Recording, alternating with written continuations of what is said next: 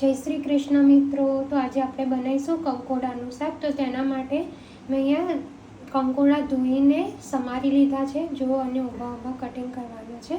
અને અગર જો પાકેલા રેડ હોય તો એ અવોઇડ કરવાના છે, એ નથી સમારવાના।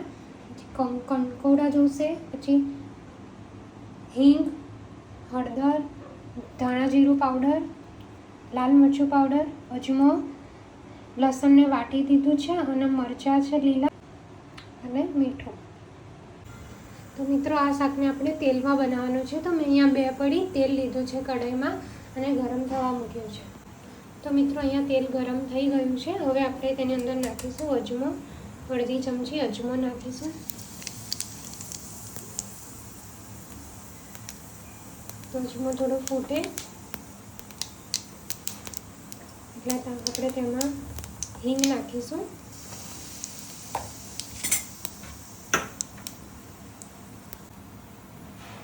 પછી લસણ અને લીલું મરચું નાખી દઈશું।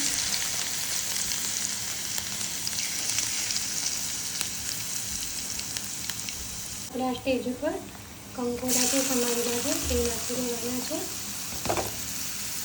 અને હલાવી દઈશું। હવે આપણે બરાબર હલાવી દઈશું।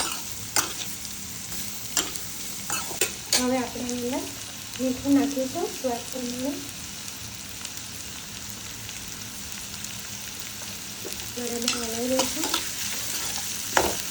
આ શાકમાં આપણે પાણી નથી નાખવાનું, અને તેલથી જ ચડવા દેવાનું છે। તો મીઠું નાખ્યા બાદ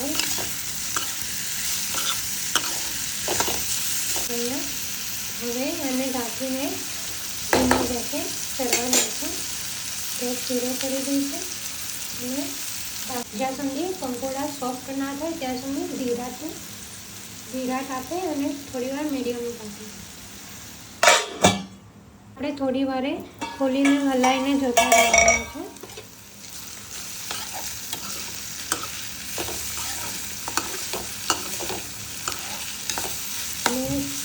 ચડી જાય ને થોડા પછી આપણે એની અંદર મસાલા કરીશું। અત્યારે મીઠાથી જ એને મીઠું નાખ્યું છે, બસ આવી જ રીતે એને ચડવા દેવાના છે। મિત્રો આવી રીતે આપણે ઉપર થોડું પાણી નાખી દેવાનું છે, જેથી અંદર એ વરાળથી જ બફાઈ જશે। તો મિત્રો હવે આપણે એકવાર શાક જોઈ લઈશું। તમે જોઈ શકો છો, આપણે એને એકવાર દબાઈને જોઈ લેવાનું છે।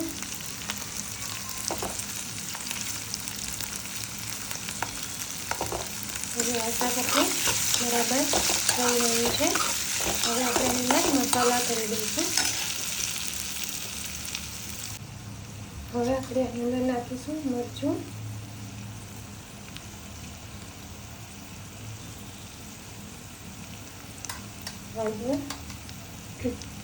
હળદર નાખીશું આપણે,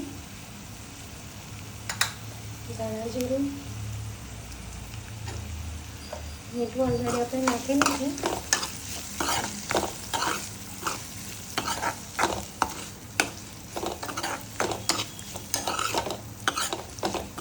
હવે આને આપણે 5-7 મિનિટ ઢાંકણ ઢાંકીને થવા દઈશું